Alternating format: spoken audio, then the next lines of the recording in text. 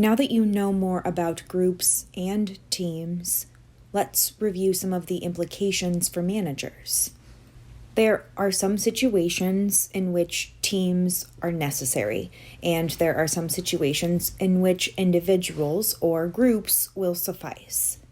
Do not assume that a team is always needed for a particular situation. It takes a lot to get a team up and running and working effectively. Pay attention to the context, the composition of the team, and the processes that will impact the individuals and the team's performance.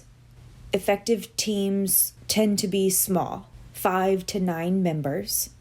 Select people who have the right interpersonal skills to be effective team members, people who want to be part of a team, people who have the right KSAOs to meet the role demands.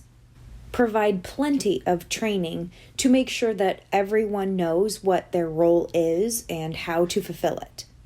Make sure everyone is committed to the same plan and purpose.